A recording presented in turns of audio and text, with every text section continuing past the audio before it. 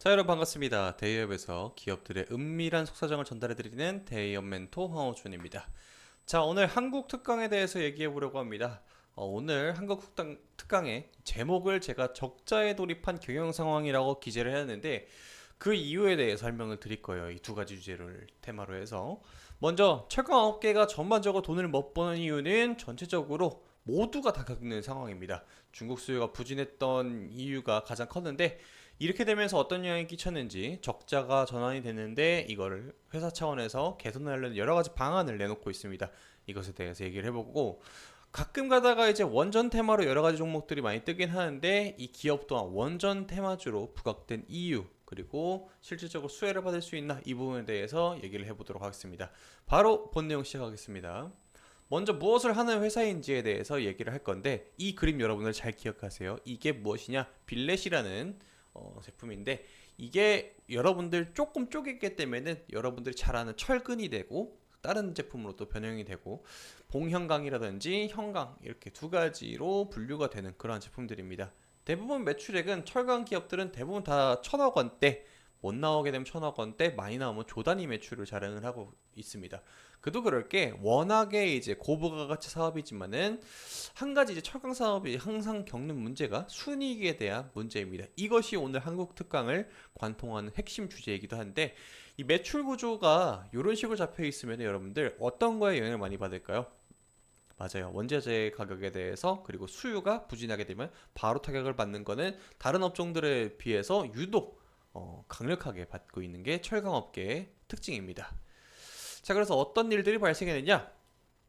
분기 매출을 제가 24년도 1월 걸 둘 다 갖고 왔어요. 근데 이거는 좌측에 있는 건 매출액의 기준이고 우측에 있는 건 순이익입니다. 여기서 중요한 사실이 하나가 발생을 하는데 순이익 차트 오른쪽 걸 보여드리면서 설명드릴게요.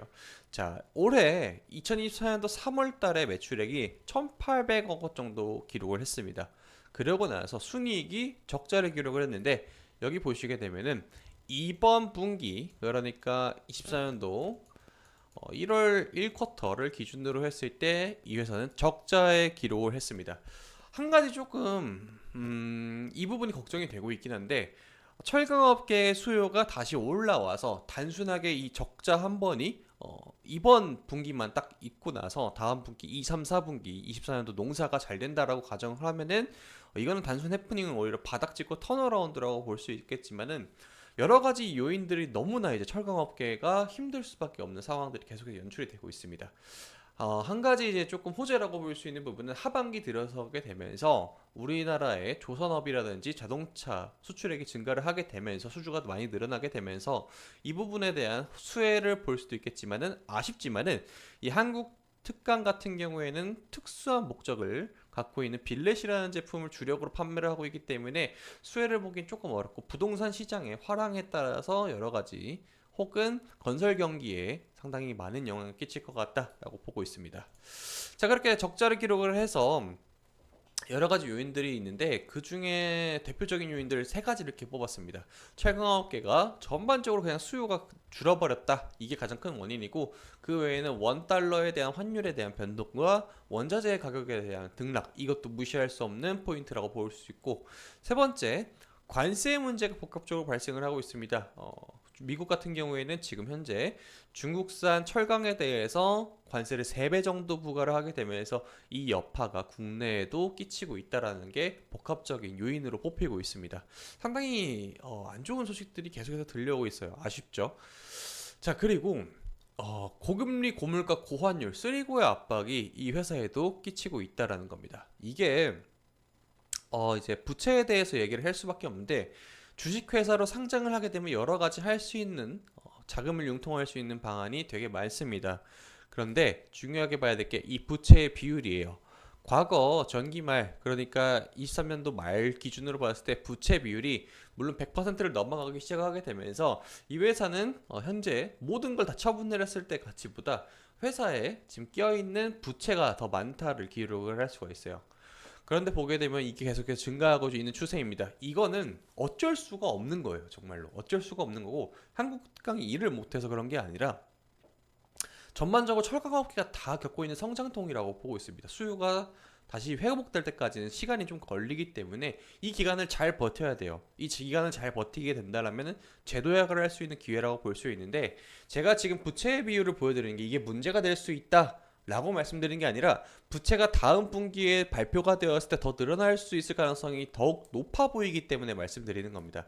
현재로서 159%의 부채 비율이 회사가 힘든 상황인가요? 물론 힘든 건 맞지만은 이거를 이겨내기 위해서 여러 가지 방안들을 노력을 하고 있다라는 게 보이기 때문에 제가 말씀을 드리는 겁니다. 자, 그래서 이런 움직임이 몇 가지가 좀 포착이 되었었는데, 작년 12월 7일 날 이제 경북 지역에 방문을 하셨어요. 김주영 금융위원장께서. 이게 왜 방문을 했느냐? 중견기업들 여러 가지 경북 지역에 이제 있는 소재로 갖고 있는 회사들을 모아놓고 이제 몇 대 회사들을 대표적으로 뽑아서 이제 얘기를 했는데, 맞춤형 기업금융 지원 방안에 대해서 얘기를 했다고 합니다. 이때 이제 나왔던 얘기가 현행 100억 원에서 최대 500원까지 기업에 대해서 대출을 할 수 있는 방안을 어, 논의를 했었고, 그리고 금리가 너무 비싸다 보이기 때문에 여러분 100억 빌려가지고 1%의 이자를 낸다고 해도 억입니다. 억. 그렇게 이제 큰 금액이 필요로 할 수 있기 때문에 이거를 500억까지 늘려줬고, 금리를 조금 더 낮춰줄 수 있고, 그리고 매출 채권, 그러니까 이제 예를 들어 한국특강에서 1000억 원에 대한 매출이 나왔으면 지금 당장 이걸로 회사를 더 경영을 유리하게 할 수 있으려면은 이 매출에 대한 채권, 이 매출에 대해서 권리를 팔아버리는 거예요. 그런 쪽으로 이제 할 수 있게 중견기업을 지원할 수 있는 방안을 검토를 했고, 이 내용이 이제 가동이 실질적으로 돼가지고 수혜를 본다라고 하게 되면은 조금 더 숨통을 돌릴 수 있는 겁니다. 그럼 이게 전환이 되면 어떻게 될 수 있느냐? 아까 제가 이제 부채에 대해서 보여드렸잖아요. 이건 늘어날 수 있어요. 근데 우리가 투자자의 입장으로 보았을 때 더 안 좋은 소식보다는 차라리 그냥 부채 비율을 정부 부처에서 빌리는 방향이 낫습니다. 왜냐면은 유상증자를 해가지고 주식의 가치가 희석이 되는 것보다 차라리 이쪽으로 부채를 내리는 게 조금 더 낫다. 다만 이 부채를 잘 내어갈 수 있는 그 근본적인 방안도 동시에 나오면 좋겠죠. 그래서 원전 테마주로 한번 엮인 적이 있었잖아요. 3월 달쯤에. 이게 첫 번째 그 시도라고 보고 있습니다. 일각에서는 이 원전 테마주로 한탕을 했다 뭐 이런 얘기가 들려오게 되는데, 제 기준으로 보았을 때는 그렇게 시도를 한 것 같진 않아 보이고요. 여러분들 좀 이해를 돕기 위해서 이제 사진을 갖고 왔는데, 한국 특강에서 전기 주총을 하고 소형 원전 사업을 한다라고 이제, 제가 봤을 때 이 기자님이 제목을 잘못 뽑은 게 조금 문제가 있는 것 같고, 자세한 내용을 다시 한번 들어보니까 요 빌렛이라는 제품을 만들 때 용광 로라고 하잖아요. 로, 여러분들 그쵸? 근데 이거를 여기 회사에서는 전기를 이용해서 전기로를 써요. 전기로. 그래서 전기로 이제 사용을 하기 때문에 엄청난 게 고열을 만들어야 되는데 전기가 많이 사용이 되잖아요. 그 비용을 절감을 하기 위해서 소형 원자로에서 만들어낸 전력을 사와서 쓴다라는 이제 취지로 시작을 한 거지.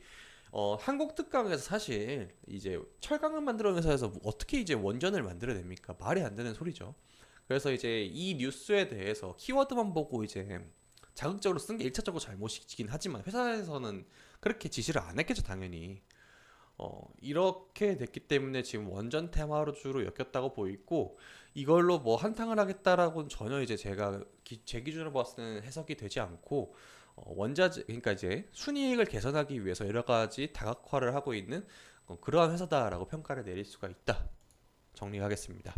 자, 그래서 한국특강은 현재 원전 테마주로 엮였으나 소형 원전을 통한 영업이익이 첫 번째 목표이고, 원전을 만든다는 게 아니기 때문에 여기서 이제 오해가 많이 있었던 것 같습니다. 이것에 대해서 좀 바로잡고 싶었고, 적자 전환을 했습니다. 해가지고 이거는 이제 다음 분기에도 적자가 나올 수도 있을 가능성이 조금 더 높아요. 현재 시장 상황으로 보았을 때 회사 자체에 문제가 있는 게 아니라. 그래서 이거를 하기 위해서 타파하기 위해서 기업의 부채가 늘어날 가능성이 단기적으로 좀 존재해 보이니까 이걸 매출 채권으로 하는지 아니면은 다른 쪽으로 전환을 하는지, 이 부분이 상당히 중요할 것 같습니다. 자, 여러분들 생각은 어떠세요? 저는 원전 테마 이게 잘못 해석이 됐기 때문에 지금 주가가 한 번 더 눌림이 더욱더 세게 나오고 있다라고 보고 있고, 기사의 내용이 조금 더 정정 보도가 됐으면 좋겠는데 사실 정정 보도가 낼 것 같지는 않을 것 같고 제목을 저렇게 지었을 뿐이지 해석은 뭐 투자자들한테 맡겼다 뭐 이런 뉴스로 갈 것 같아요. 이런 뉘앙스로 갈 것 같아요. 좀 아쉽습니다. 그 부분에 대해서는. 자, 그래서 다음번 영상에서는 제가 이제 한국 특강을 다룰 경우에는 이 부채가 늘어났을 경우 혹은 또 다른 신사업에 대해서 얘기가 나올 경우 여러분들을 찾아뵙도록 하겠습니다. 자, 여러분 다음 영상에 봬요. 안녕.